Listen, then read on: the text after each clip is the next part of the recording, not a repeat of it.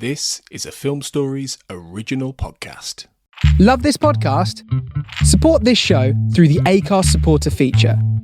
It's up to you how much you give, and there's no regular commitment. Just hit the link in the show description to support now. Explaining football to the friend who's just there for the nachos? Hard. Tailgating from home like a pro with snacks and drinks everyone will love?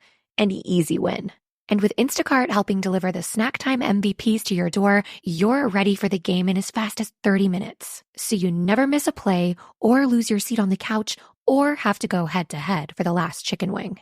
Shop game day faves on Instacart and enjoy $0 delivery fees on your first 3 grocery orders. Offer valid for a limited time. Other fees and terms apply. This episode is brought to you by Progressive Insurance. You chose to hit play on this podcast today. Smart choice. Make another smart choice with Auto Quote Explorer to compare rates from multiple car insurance companies all at once. Try it at progressive.com. Progressive Casualty Insurance Company and Affiliates. Not available in all states or situations. Prices vary based on how you buy. My dad works in B2B marketing. He came by my school for career day and said he was a big ROAS man. Then he told everyone how much he loved calculating his return on ad spend. My friends still laugh at me to this day. Not everyone gets B2B, but with LinkedIn, you'll be able to reach people who do. Get a $100 credit on your next ad campaign. Go to linkedin.com/results to claim your credit. That's linkedin.com/results. Terms and conditions apply. LinkedIn, the place to be, to be.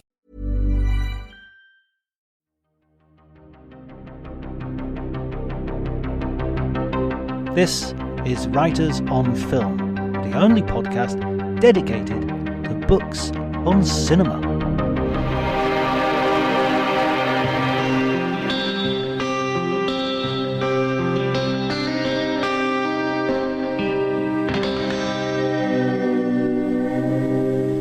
Hello everybody and welcome to Writers on Film. My name is John Bleasdale and today I'm going to be talking to Joseph Aisenberg, who has written a fascinating study on Brian De Palma's Stephen King adaptation Carrie. We'll be going into the film quite deeply and into the book, available on Kindle if you follow the link in the show notes. I also wanted to mention that over the next month or so I'm going to be very busy with film festivals. I'm going to a bunch of them, covering them for Variety and other outlets, so I shall be... Maybe the time of the podcast will slip a little bit.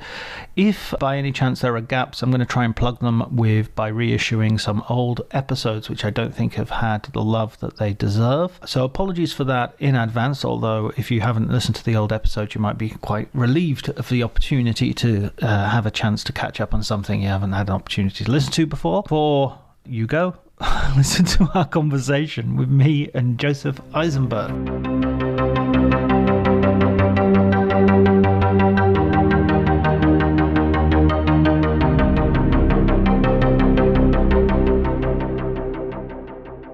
I'm not really sure what my first experiences were with cinema. It seems like the first favorite movie I had when I was like 5 years old was like The Sound of Music. That's pretty much, I mean, it's like born in Oklahoma. My mom and dad had a very stormy relationship. They got divorced, and then Sound of Music is probably my favorite film. And then sometime around 10 years old, like they started doing UHF channels. I don't know if you know what those are, but these weren't like the regular network TV channels. And so to fill the void, they would just show old movies constantly. Mm. And so I got into old movies when I was like 10 years old. So anything that was made before like 1960, I was on it. Wow. That's your university of cinema then? Yeah, it was basically, TV, UHF TV.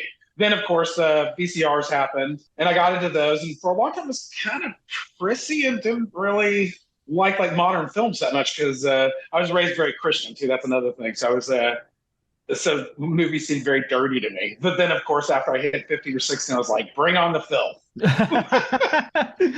And then started really getting into the film. And it's kind of funny because the 70s is now really kind of considered the golden age of film, or in America anyway. And but in the 80s and the 70s just seemed like such a joke to people my age. Gen X, we were teens then, and it's just like the stupid hair and the platform shoes and all that disco and stuff. And it wasn't until probably after Tarantino really that you started going back and going, wow, these 70s movies were real weird and screwed up and interesting. I remember just thinking like flared trousers and disco. Ugh. Right, exactly. Yeah. And then, like in the early 70s, around the time that Tarantino started to become big, then people started doing the 70s. And there's like three phases of 70s. There was like the early 90s 70s, and then a mid to late 90s 70s. It's kind of interesting. But yeah, then you go back and you see like these Altman films, and you see like, of course, like Martin Scorsese's Mean Streets, and you're like, in the 80s, movies were just so bland and formulaic for the most part, except for, the occasional David Lynch or the Terry Gilliam or something like that. And then you get something really interesting, but nothing like what they were doing for like 5 or 6 years in the 70s. Yeah, and I think the thing in the 70s is it was major studios were doing it as well. It wasn't just like you weren't having to go to an underground independent American director to get your jollies. You could get them via Francis Ford Coppola. And they didn't have to put a whole lot of money into it. It wasn't really until after Spielberg with Jaws that they were like, we're just going to pour all the money we can into it to get giant hits. So you can just, pour a few $1 million into a movie and it would be a big hit, and they could do all kinds of weird, disturbing stuff. And people would flock to see it. Yeah, it's kind of like the when I read the first reactions to things like Jaws and Star Wars, the initial reception was, this is an anomaly. This is so crazy that this has happened. We released a film in the summer and it was huge. How did that work? I know, that's weird. And then they kind of make it into, no, that's the formula. That's what we're going to do. But it was a kind of lucky strike when it first happened. Right, but we were like, I was probably 5 or 6 when Jaws came out, so it kind of seemed like it was always that. And I didn't realize that kind of started that. And of course, Star Wars happened, and of course I was big on that, but that was one of those things where, I felt like we should have grew out of Star Wars. And it's weird to me that people are still seeing them and that they want to see weird, serious versions of them like that. What's that one that the critics just love, The Last Jedi? The Last Jedi or something, right? And it's just this huge, glossy colossus that's so self-serious. And you're just like, why would they do this? At least like the first one, I'm not that big on Star Wars, but at least it's kind of got a little clunky comic charm to it. It's not like, also like, what happened to the Force, man? Like the last time I watched a Star Wars movie, because I hadn't watched any of these new ones until Last Jedi, because the critics just, I want to be mean about this, but they just jizzed all over it, right? Yeah. And so I was like, now the Force can bring you back to life, and the Force can project your soul all the way across the universe and do fake versions of you. And I'm like, I remember when it was just like a little telekinesis. And a little telekinesis, and you could like read minds maybe. Oh, and a ghost could sort of appear to you, but you could still die. Yeah. Now you can't even die. No one died. Absolutely. Like, what is that? Whatever the script needs is what the Force can do. And the only reason Carrie Fisher died is because she died in real life. Like in the movie, she gets blown out into space, and she uses the Force to suck herself back into a spaceship and brings herself back to life. And I'm like, no, I refuse. Yeah, absolutely. We're in Superman territory. Superman, spinning around the world and turning back time territory. All right. Speaking of a thing that was an unusual thing at the time, and now it's just everything's. Well, speaking of your, when you were mentioning your background earlier, obviously the thing that pinged with me is that we're going to discuss today your book on Carrie, the Stephen King adaptation by Brian De Palma, and for many people, arguably the best Stephen King adaptation, certainly of that first bunch.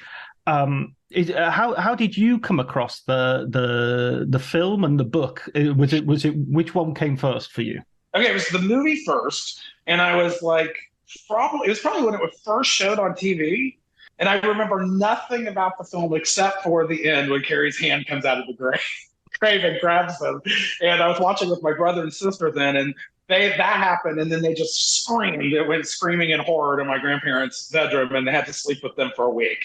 And then later, a friend of mine watched it on VHS, and this was still when I was kind of coming out of the Christian upbringing I had, which kind of connects with Margaret White, I guess, because my mom is very fundamentalist.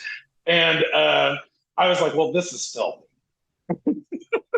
And then later, after high school, the shell shock of high school, I saw it a couple of years after that, and I saw it again at a college campus because I live in a college town. And I went and saw it at one of the English department showings of it, and I was just blown away. Actually, I first Do you know the movie Sisters? Yes. Yeah, okay, so I've seen that. At first, I kind of dismissed De Palma as like your regular Hitchcock ripoff, like people often say. And then I saw Sisters, and I just thought that was the coolest movie. And I'd watch it over and over again. So then when Carrie showed, I thought I would give that a shot again. And then I just thought that was amazing and thought it was technically better, although I really still love Sisters a lot. Yeah, Sisters is I hesitate to say underrated because I think Brian De Palma is staging a big comeback at the moment. I think he's being reassessed. I felt like after I did, because by the time I wrote my Carrie book, I felt like he was not very appreciated. Because I wrote the book in 2009, and then it seemed like almost immediately after that, Carrie's reputation came back up again. And now people really like, which I'm really glad about. Maybe I helped, I hope. So when did you read the book then? Did you read the book afterwards So I read the book, let's see, I watched it on VHS, and then a year later, because a friend of mine that made me watch it on VHS, he really loves Stephen King, and so he had me read the book. And at first I really liked the book more than the movie, until I resaw it again. And then I was like, then I went back and reread the book because I loved the movie so much. And was like, I think this movie's better than the book. And so, yeah, then I read the book then. And then I read it mostly just because I wanted to have more of the movie. Yeah, controversial opinion I have that Stephen King makes the films based on his books are so good because of the weakness of the books sometimes. There's, The Shining, I think, is an amazing movie. The book, I think, is good, but there are weaknesses in the book that the movie kind of improves vastly. Well, it's interesting because they have different, like Kubrick has, and De Palma too, to a certain degree, they have different talents. Like, I think the talent that Stephen King has is with character. Right. So it's like when he gives you the character of Jack Torrance in the book, it's very compelling. The alcoholism, how he almost beat his kid, the terrible marriage that he and his wife have. But the weakness, I think, is it's in a couple of places. One is that I think there's a certain derivative quality to his use of the supernatural elements. Like you can just feel where he's pulling from everything. And he was writing really, really fast. Like you have to remember, like that's like a 400-something page book. And if you're to believe his interviews, he had to have written that book in 2.5 weeks. Do you know what I mean? He was writing 10,000 words a day, according to him. And so there's technical logical flaws in the book that are not in the movie. Like, for instance, there's still kind of one in the movie too, which is, but you know how in the movie and in the book, I don't know if you remember, the ghost of Grady lets Jack out of that food pantry. Yeah. Right? Yeah. Okay. So if he can do that, in the book, there's a thing with a boiler that blows up, and Jack is chasing down Danny, and then he realizes he has to get back to that boiler and let out the steam. And you're like, no, he doesn't. Grady can just go down there and do it himself. Right? Yeah. But that's something you wouldn't think of if you wrote it in 2 weeks. And so Kubrick, of course, has taken all that silliness out and has come up with a whole new way to do supernaturalism in it. It's like this weird, blinkless, hypnotic, kind of like overlit staring thing that he does. And whereas De Palma in the film of Carrie, he has much more of an interest in style and in like split perspectives and in division to like keep pulling your focus to different places. And also like he really wanted Carrie's power to be like a poltergeist, right? Whereas Stephen King wants it to be this deliberate thing that she exercises and uses. And I think that really changes a lot of it. And I think that they both have more of an interest in style, and I think that heightens the effectiveness of the supernatural elements in both Kubrick and De Palma. Whereas I think really Stephen King is a character writer and likes melodrama. That's my take. I absolutely agree with the melodrama bit. I mean, especially the ending of The Shining, where it's sort of like, Danny, save yourself. And he sort of sacrifices himself and beats himself to death with a croquet mallet, and it's just like... And by the way, like speaking of that, I don't know if you remember a weird thing in the book too, is that Wendy manages to kill Jack at one point. And in the scene in the movie where he's like pushing her up the stairs and then she hits him and he gets knocked out. But in the book, she stabbed him in the back with a knife. And then he gets back up and is like, you killed me. And then goes after her. And you're like, again, if the hotel can do all that, then what's the whole point to why it needs Danny? It's like there's a logic. Because like I'm not sure that Stephen King thought through the logic of what is the point to what the hotel's doing. Like, it seems like the unwritten idea is that Danny's got the psychic power, and if the hotel can absorb him into it, it can have it, but it can't personally kill him. It needs Jack to do the work for it. But if it can do all this extra crap, why can't it just kill Danny? I think Stephen King reminds me of Dickens in that he writes amazing beginnings and amazing settings. I wouldn't have thought of those two. This is the first time someone's compared the two. He sets up amazing situations, but about 3/4 of the way through the book, you can tell he's got his eye on the next book. And in Dickens's case, this was literal. He would be writing the last chapters of one book while he was writing the first chapters of his next to appear in magazines. So he would actually be publishing them concurrently and simultaneously. And that's what Stephen King. I love the story about him writing Cujo during one of his that's a great story. Alcoholic moments, and he just completely forgets. He was like, I don't even remember writing this book. Which, by the way, considering how long it is, he probably wrote it in 6 days. And it's actually a pretty good book. I think it's a really effective, nasty thriller, Yeah, I liked it. It was I think that one works a little bit better than some of his ones because it focuses more on the melodrama of the bad marriage, the mom. Of course, I related to it because it had a scary dog in it. See the scar I got here? This is from a dog. Yeah, when I was 3.5 years old, an Afghan hound tried to rip my face off. Jeez. Oh, now I could see Cujo being a bit triggering in that case. Yeah, but I love dogs, weirdly, even big ones. But I agree, Cujo was pretty fun. I mean, I would not consider Mr. King to be a first-rate writer, but he's got talent. I think sometimes it's like maybe he should just slow it down, think it through.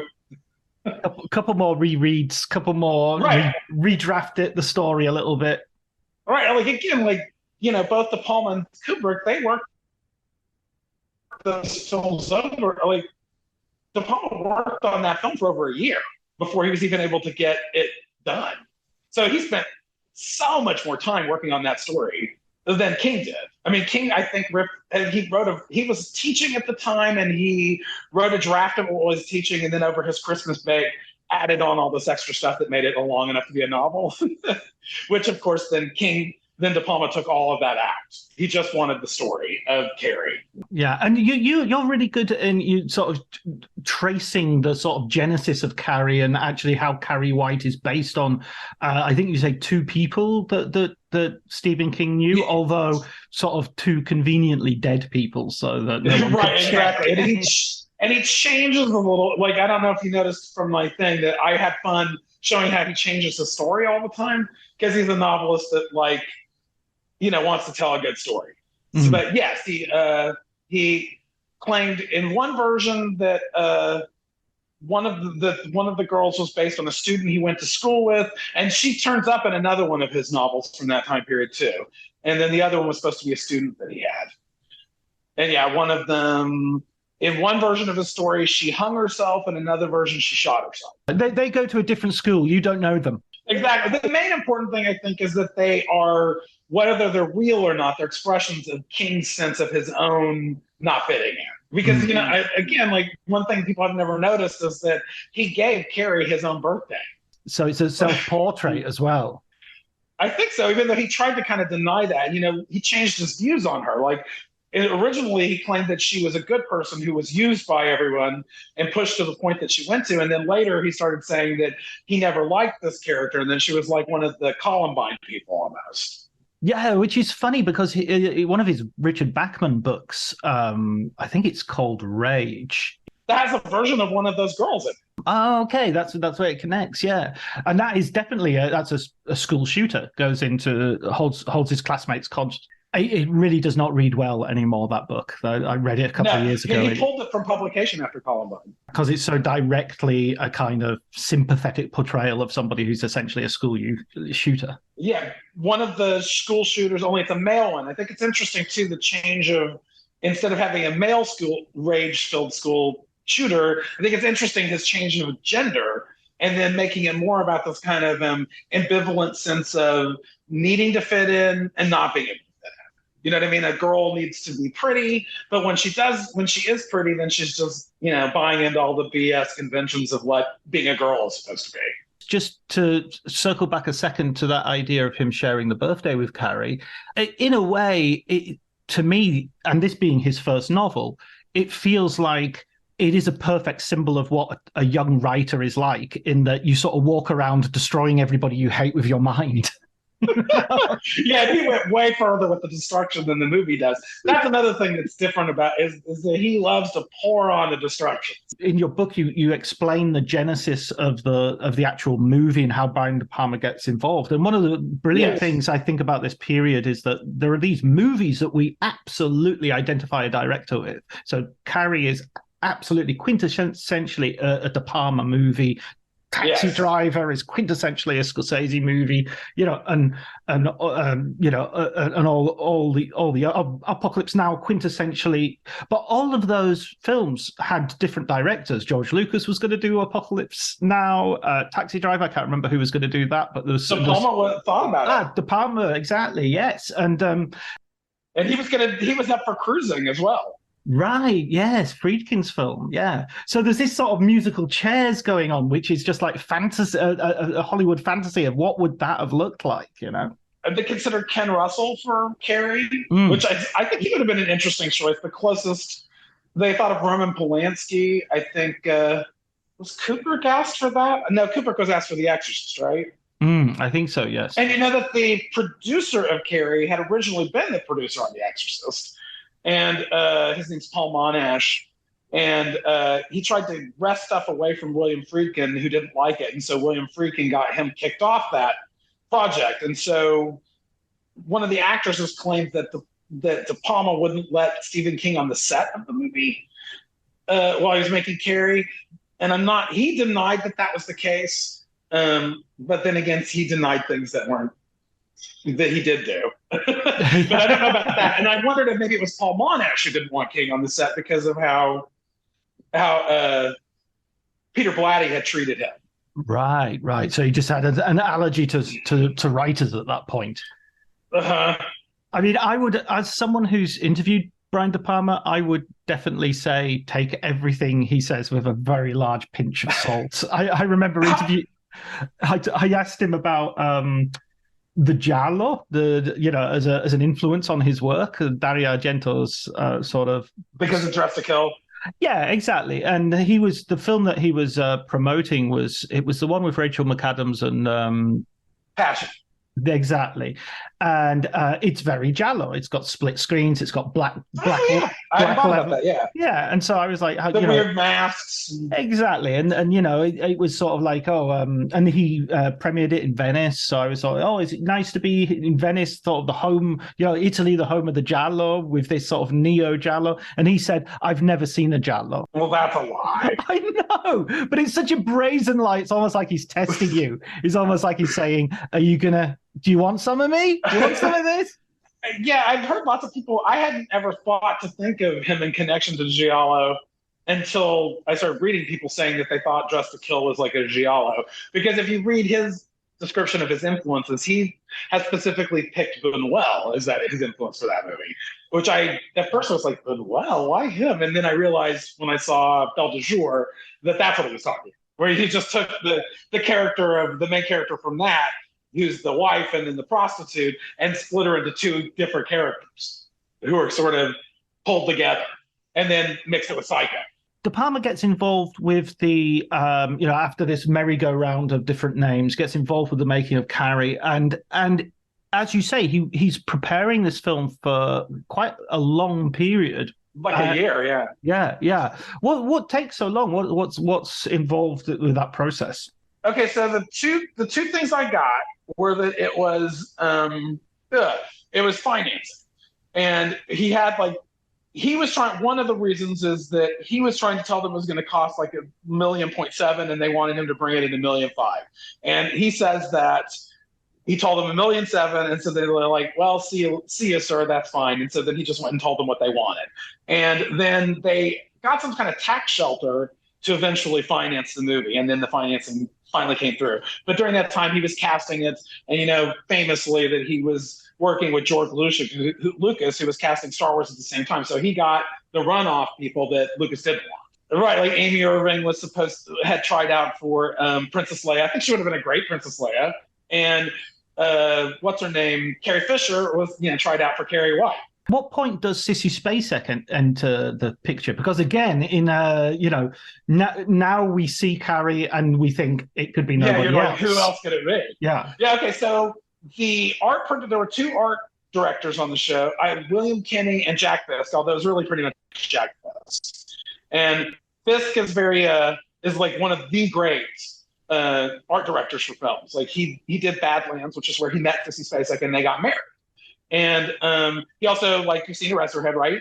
Well, Fisk is the man in the machine that we see in that movie. And the two of them, when they did their regular movies, would actually, Carrie probably helped finance Eraserhead, which I think is also one of the amazing things about that movie. So Fisk designed, have you seen Phantom of the Paradise? Yes. Yeah, the musical. Okay, so Fisk designed that. And Sissy Spacek helped him because she didn't have anything going on at the time. And she almost got the role, or was at least up for the role that Jessica Harper played. But weirdly, they didn't think she could sing, which is weird because she'd actually begun as a country singer, and before she came onto it. So anyway, Jack Fisk was pushing Sissy Spacek at De Palma, and she was up for several of the roles. Like one of the roles, she was almost up for Nancy Allen's role, playing the bitchy character. But De Palma didn't think she quite fit that, and she really wanted to be that. So she just kept haranguing him about being Carrie and. Put Vaseline in her hair and dressed like as dowdy as she thought Carrie should be for it. And I'm not sure what, okay, De Palma says that I forget the name of the woman they originally were going to have for Carrie. She kind of got erased from the history of the movie, I guess, because Sissy Spacek was up for an Oscar. So it was kind of weird to bring her up. But when they compared their two tryouts, Sissy Spacek just, according to De Palma, wiped the floor with the other actresses, and so he knew she was the one, and pushed. Supposedly, he told me the studios were a little iffy about taking her, but couldn't get out of when I talked to the studio people why. They claimed that they didn't interfere with the United Artists didn't interfere with those kind of decisions with the film as long as they were within budget, but that's not true. From they did interfere and stuff like that. But anyway, so they let Sissy Spacek do it. I can't believe. I think films in studios tend to interfere with stuff regardless of budget. I mean, I think one thing that I've noticed is that often if a studio is distracted with another big production, then that's the time you'll get let alone.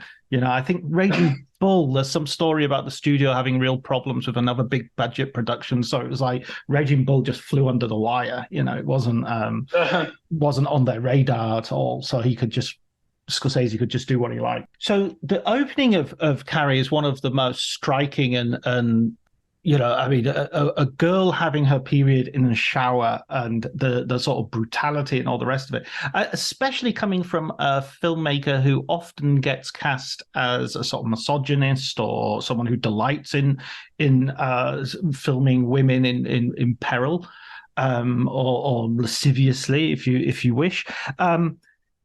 How did that sort of come about? Did De Palma have a lot of pushback in that with that scene? It's interesting that you asked that because, like, one of the things I thought about that scene is I think that may be the first time that they've ever shown that's ever been shown graphic menstruation.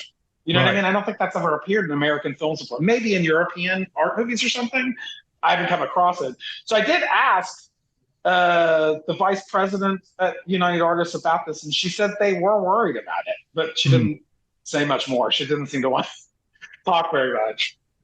So, but weirdly, it was a very cheap film, though. Even at the time, it was a very low-budget film, and United Artists had a lot, like you were saying before, they had bigger productions going on that year. Like, what was the name of that movie that was about the folk singer? It actually comes from my state, but I can't remember his name now. But there was a giant big production. Bound to Heaven, the Woody Guthrie. Yes. Yes, the Woody Guthrie movie was really their big thing. And so his movie was just considered, like, De Palma was a little bit bitter about how he felt like his movie was just considered a trashy horror movie. Right. Yeah. Well, I mean, in a way, nowadays you would think of Carrie as one of the prime candidates for lifting the genre, into Oscar nominations and things like that, which you don't usually get for horror films. No, and I often call it the Citizen Kane of horror movies. Yeah, right. There you go. Which you can do. It literally has references to the game.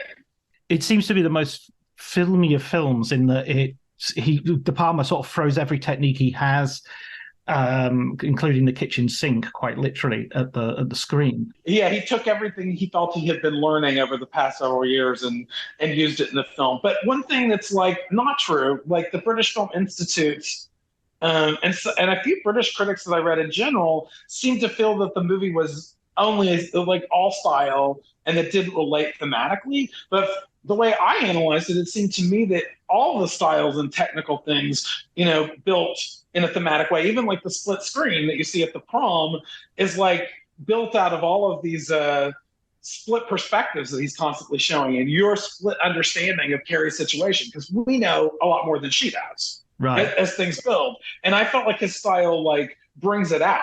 And it's interesting because he uses almost an expressionistic style, but the sets and stuff aren't weird like in the expressionist film. So there's a realism to it at the same time that it's very stylized. Yeah, oddly, there's a kind of almost sort of documentary element to, you feel like they're living in real environments. You feel like the school is actually a school. Yes, it was a school. Right, well, there you go. And in fact, one thing I want to point out before we lose this is one of the things that's interesting and I think accidentally adds an interesting stylistic element to the movie is that De Palma used two different cinematographers. Like he fired his first cinematographer, Isidore Mankowski, I believe. Is that guy's name? And he does all the stuff you see of the girls in the school at first. And De Palma didn't like it the way that he was filming the girls, and he didn't think it made them look attractive enough, even though it's silly, they're gorgeous. But the interesting thing is then when he got a second cinematographer, I can't remember that guy's name. I'm sorry, guys. That guy uses much richer, more saturated colors, and all the stuff at Carrie's house has more of that guy's texture to it. So you get this like realistic school setting and then this gothic home setting. You know what I mean? Yes. And so I think that creates an interesting effect, I think. And the Gothic sort of home setting, as you say, is much more stylized. Mario Tosi was the director who came in. And Pino Donaggio, of course, does the music, and he's a brilliant Italian composer, probably aware of his music for Don't Look Now, one of the... Yes, that was how he got the role, was because Bernard Herrmann was supposed to do the music for Carrie, as he'd done for Sisters, but he died right after finishing his Taxi Driver music. And so De Palma didn't know who to go to, and a movie critic who worked at Time, I believe, that he was friends with, suggested Donaggio because of the music for Don't Look Now.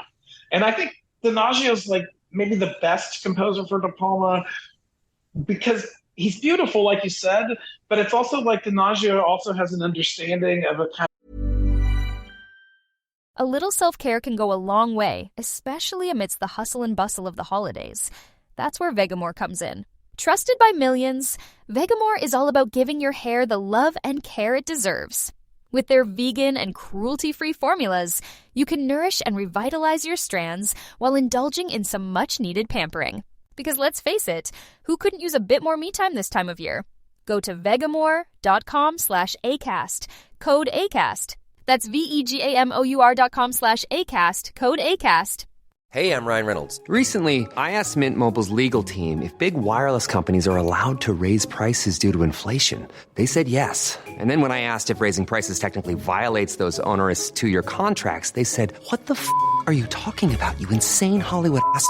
So to recap, we're cutting the price of Mint Unlimited from $30 a month to just $15 a month. Give it a try at mintmobile.com/switch. $45 upfront payment equivalent to $15 per month. New customers on first 3-month plan only. Taxes and fees extra. Speed slower above 40 gigabytes. See details. Like corniness as well. And so he can bring some of that corniness into the movies, and it helps add to like a postmodern texture where De Palma wants you to pull you in, but makes fun of what you're seeing at the same time. Not as much in Carrie as in like Body Double, but in Body Double you can really see it. I absolutely agree, and it goes straight back to what we were talking about in terms of the 70s. That corniness is absolutely on point. If I listened to a Pino Donaggio soundtrack in the 80s, I would be I would be thinking, oh, this is way too syrupy, and but now listening to it, I think, oh, this is so wonderful, so evocative. Or like the way he uses like electronic elements sometimes, or those breathy female choruses. It's very funny, but it works. The school is set up, and you have this situation which Carrie is being bullied as a response to her first period, which is an absolute nightmare. It takes a very real nightmare, very easily established nightmare, real world, I mean, and then extrapolates it into this revenge power fantasy that's going to come. But it progresses, and it's so Machiavellian. The girls who are plotting against her. But what's interesting though is again, it changed from the way it is in the book and the way it was in the original script that Cohen wrote. The Irving character Sue Snell only joins the fray at the end just because the girls get going. But in the movie, when you watch it again and pay attention carefully, she's one of the first ones to initiate it, which changes the moral meaning of the character. Because one of the things that De Palma would say, and it's interesting because so many critics Tim Newman and others have taken the film to have an almost simplistic moralism. And I don't think that it does. And De Palma himself talked frequently that he considered it to be very relativistic, and that each of the characters was acting on what they thought was right, but it was all diametrically opposed. The mother seriously thinks that Carrie's power is evil and that she has to stop her, even though, that makes her kind of monstrous. And the school kids are just being school kids, basically. They're not evil. They're certainly cruel, but that's kind of goes with the territory. And it's important to remember, again, Amy Irving is doing what she thinks is right when she has her boyfriend take Carrie to the prom to make up for what she did. But that essentially initiates what leads to the deaths of everyone that she knows. And the gym teacher, Miss Collins, played wonderfully by Betty Buckley,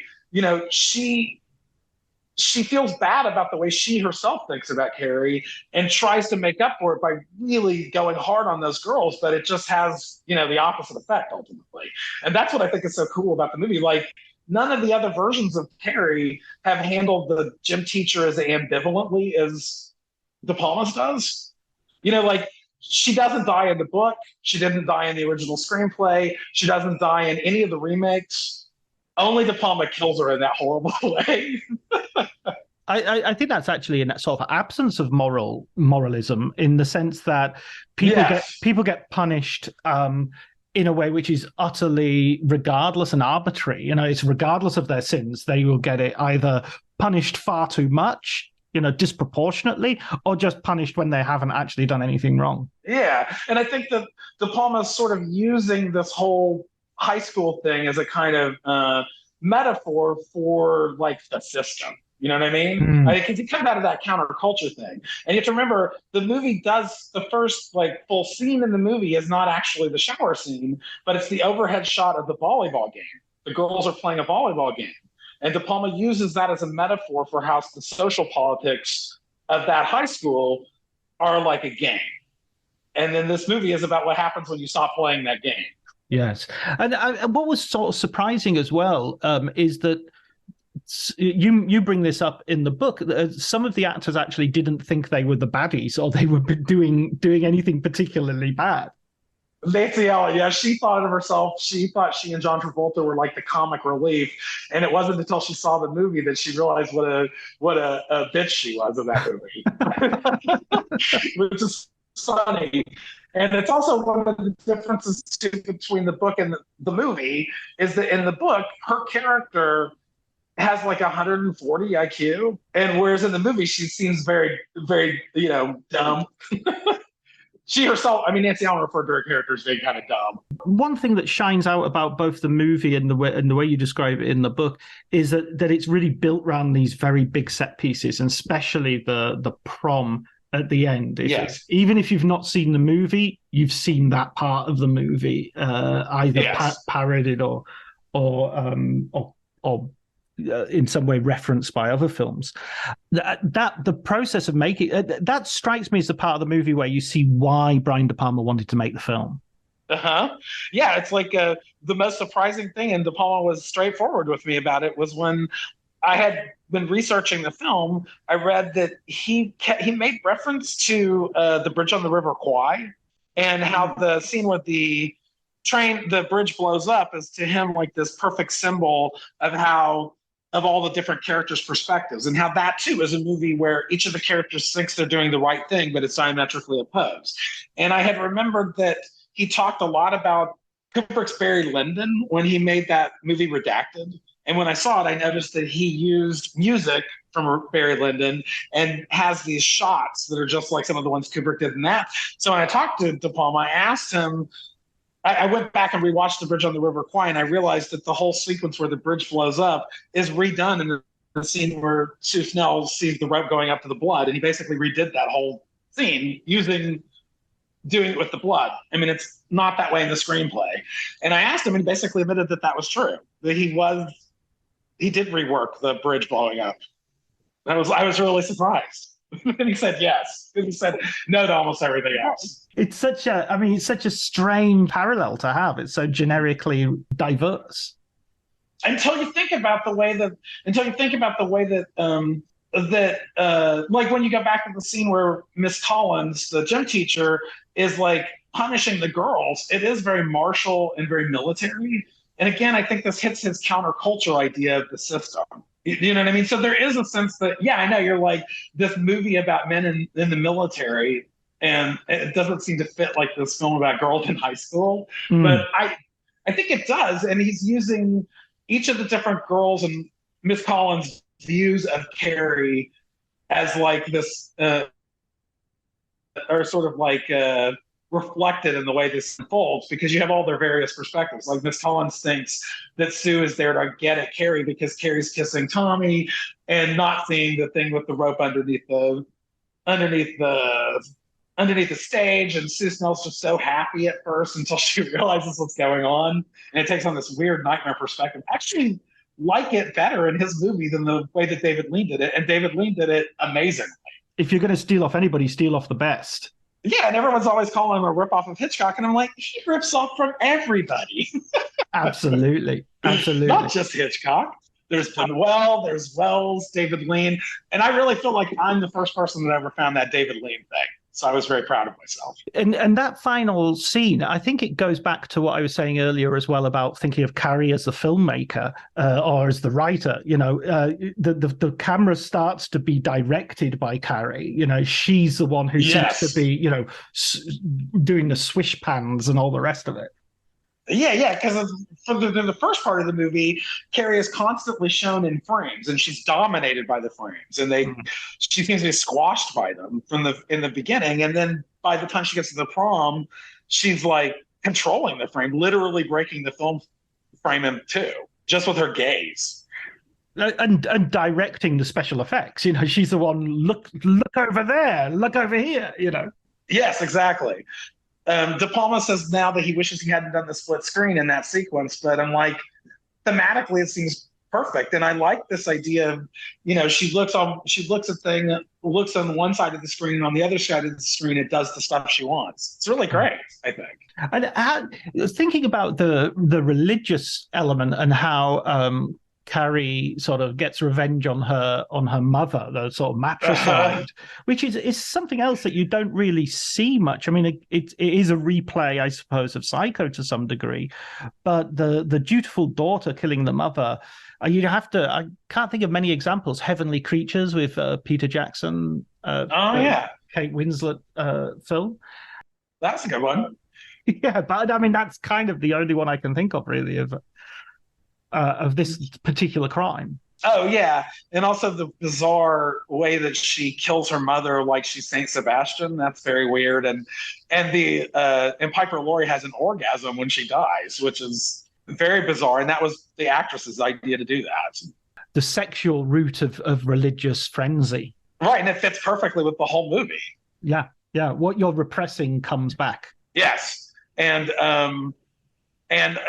just another film reference that, of course, apparently De Palma got the idea for that sort of from Throne of Blood, that Japanese filmmaker guy. What's his name? Kurosawa's, yeah. When his version of Macbeth gets like stuck with all these arrows. That gave him this idea for all those knives and kitchen utensils.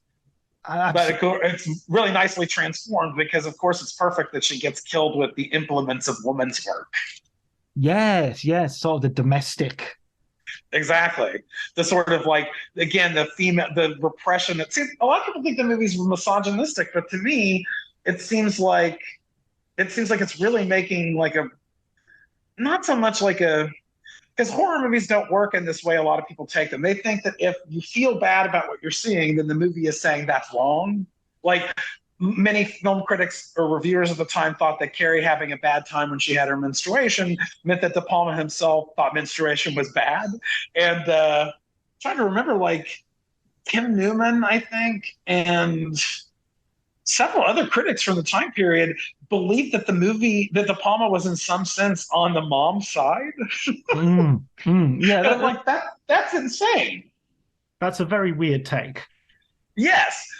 But the thing is that what De Palma is doing and what a good horror movie does is it doesn't tell you that something is good or bad, but it pulls out your anxieties. Like you may be afraid about stuff like that, or you may, you don't want to think about girls menstruating. And so he plays with this, gross ick factor to bring out things that we think that we didn't realize we thought. Do you know what I mean? It's not a condemnation of that sort of thing, and it's not for it. It's like it works you through it, I guess, is what I mean. I think there's a lot to be said as well for visibility. Just the simple fact that we don't have any it's the 1970s, and this is like the first time we see anything like this. Yes, you know what I mean. It's something which happens to women every month for exactly, a significant portion of their lives, and it's not. It's never portrayed. If it was happening to men, it would be, it would have its own genre. And of course, it's important to note that it's like this is something that was written, directed by guys. Like Stephen King wrote it, Cohen wrote the screenplay, and De Palma, directed Spacek how to act. Like she was like, "How am I supposed to react to this?" Because as a woman, this just happens to her all the time. But De Palma's like, you need to be hit it's like you're being hit by a Mack truck. So this is to a certain degree, De Palma's dealing with like male anxieties about this as much as like what the woman feels. It kind of fuses together. Like that's why that scene is so sexy in general, building up to it. Like a woman would film that shower scene that way. Yeah, it's kind of like this is bodies and this is also bodies.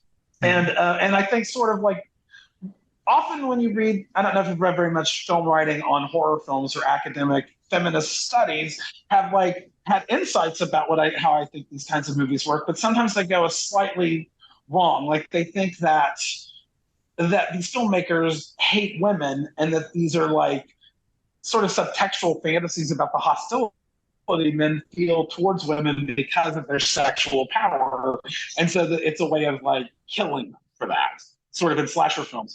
But I think what maybe these women don't always understand is that we men often have ambivalent feelings about our sexuality, and that we desire something, but we also think we shouldn't desire something.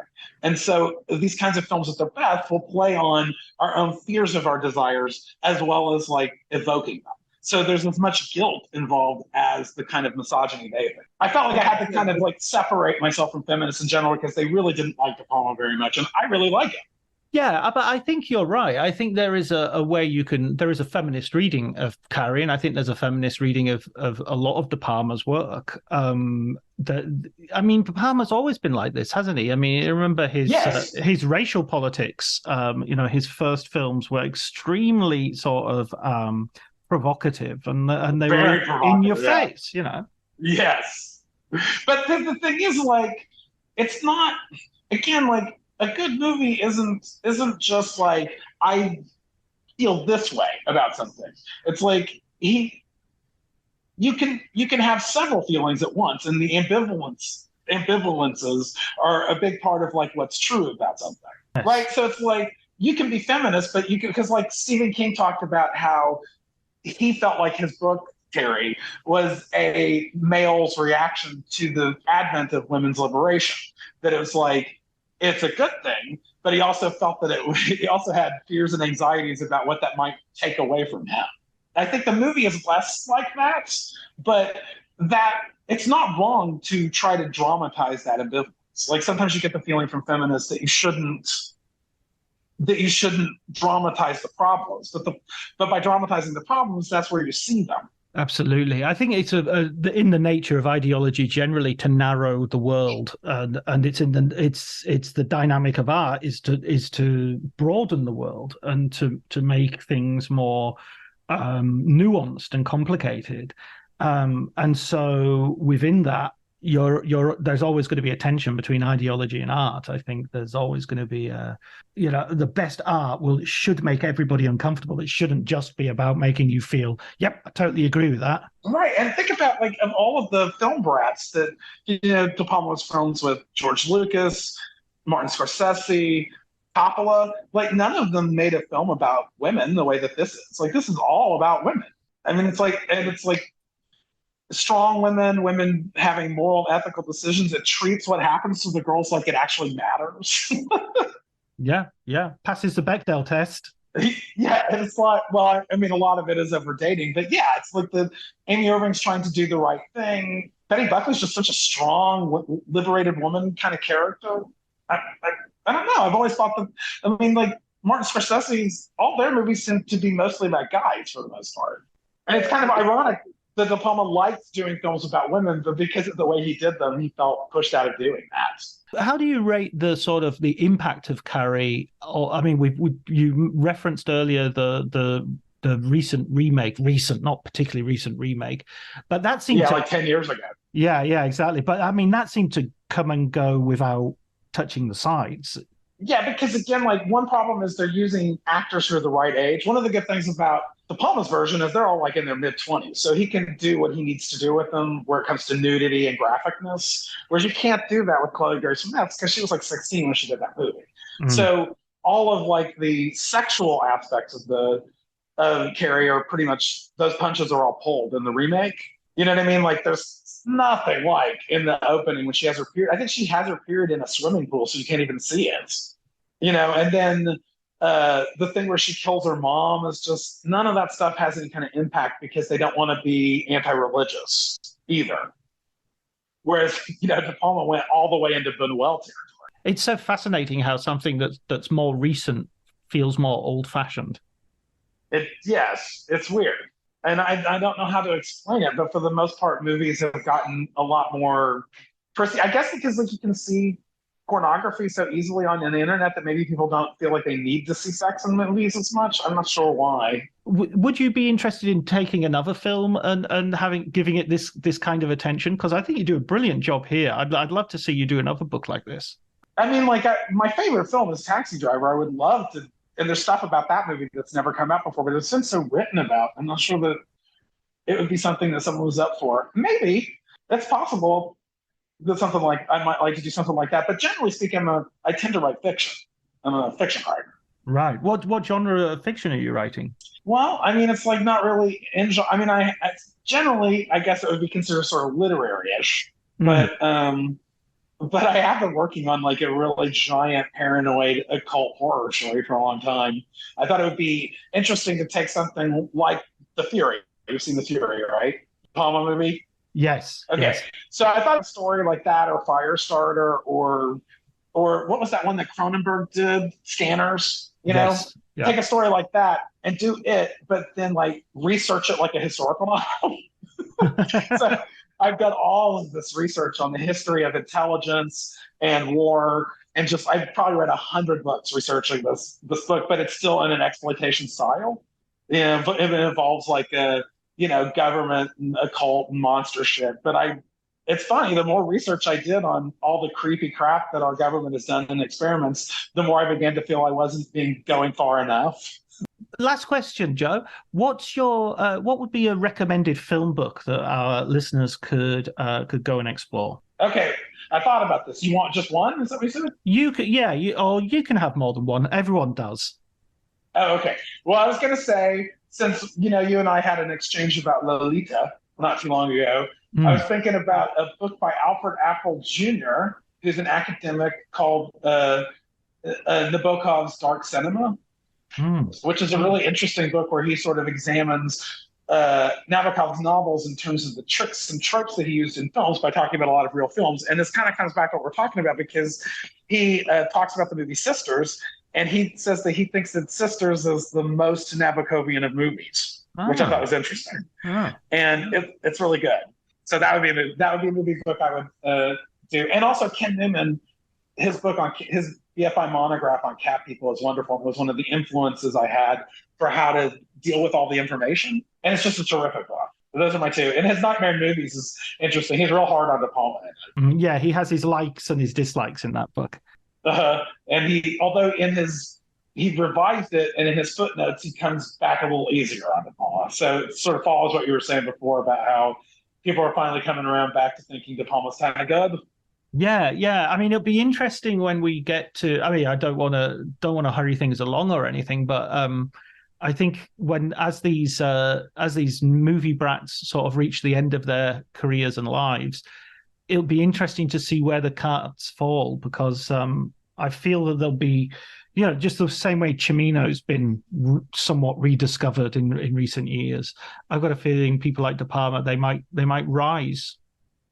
Maybe. I mean, it seems like over Lucas, at least, because it's like, you don't really think of Lucas as being a great filmmaker. You think of him as being the creator of the greatest blockbuster of all time. Which is a pity, because THX 1138 is great, and American Graffiti I have a lot of time for. Oh, that was him. Okay, I haven't seen THX 1138. But yeah, American Graffiti is pretty good. Although, again, this is a movie where you can see that the women haven't been as well written as they should be. Good point. Yeah, I haven't seen it for years. I imagine it might have aged a little bit.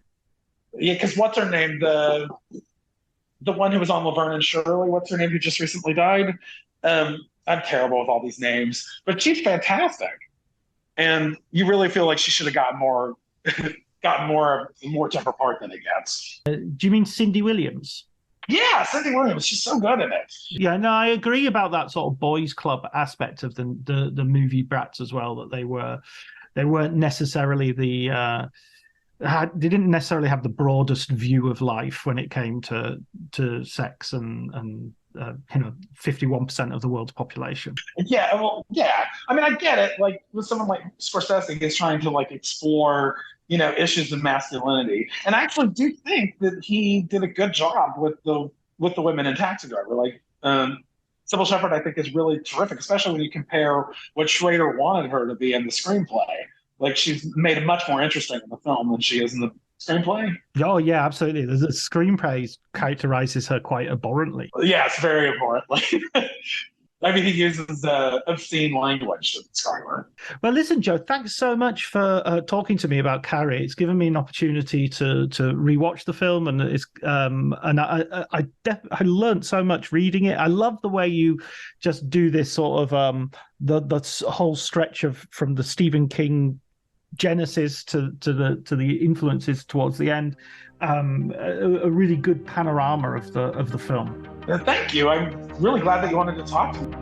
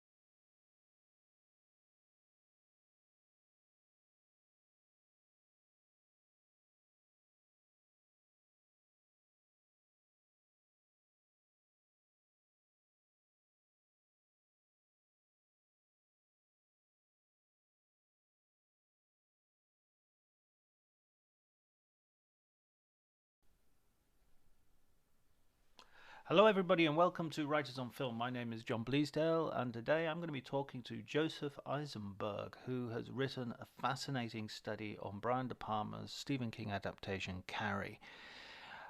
We'll be going into the film quite deeply and into the book. It is available on Kindle if you follow the link in the show notes. I also wanted to mention that over the next month or so, I'm going to be very busy with film festivals. I'm going to a bunch of them, covering them for Variety and other outlets. So I shall be, maybe the time of the podcast will slip a little bit. If by any chance there are gaps, I'm going to try and plug them by reissuing some old episodes, which I don't think have had the love that they deserve.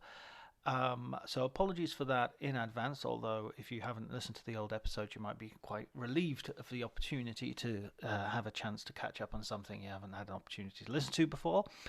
I'd like to thank Elliot Atkins for the music, Ali Howard as ever for the artwork, and thank you, listener, for listening. But before you go, listen to our conversation with me and Joseph Aisenberg.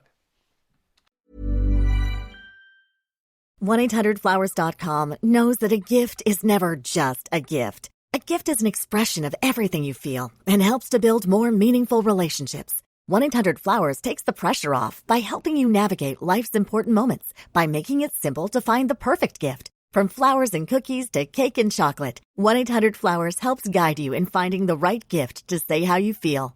To learn more, visit 1-800-Flowers.com/ACAST. That's 1-800-Flowers.com/ACAST.